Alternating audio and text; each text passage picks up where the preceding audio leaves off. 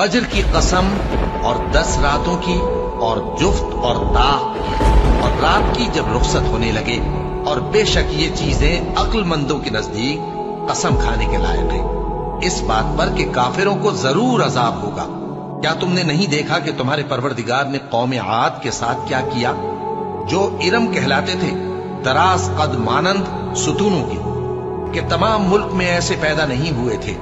और समूद के साथ क्या किया, जो वादी कुरा में चटाने तराशते थे। और फिरौन के साथ क्या किया, जो खेमे और मेखे रखता था। ये लोग मुल्कों में सरकश हो रहे थे, बस उनमें बहुत सी खराबियां करते थे, तो तुम्हारे परवरदिगार ने उन पर अजाब का कोड़ा बरसा दिया।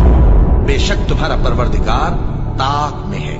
मगर इंसान अजीब मखलूक है कि जब उसका परवरदिगार उसको आजमाता है, कि उसे इज्जत देता और नेमत बख्शता है, तो कहता है कि मेरे परवरदिगार ने मुझे इज्जत बख्शी।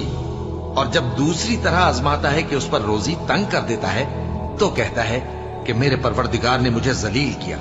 यूं नहीं, बल्कि तुम लोग यतीम की खातिर नहीं करते, और न मिस्कीन को खाना खिलाने की तरगीब देते हो, और मीरास के माल को समेट कर खा जाते हो, और माल को बहुत ही अजीज रखते हो।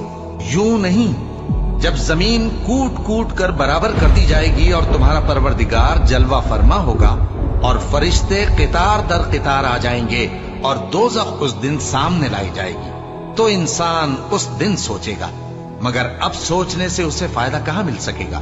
कहेगा, काश मैंने अपनी इस जिंदगी के लिए कुछ आगे भेजा होता, तो उस दिन न कोई अल्लाह के अजाब की तरह का अजाब देगा, और न कोई उसके जकड़ने की तरह जकड़ेगा।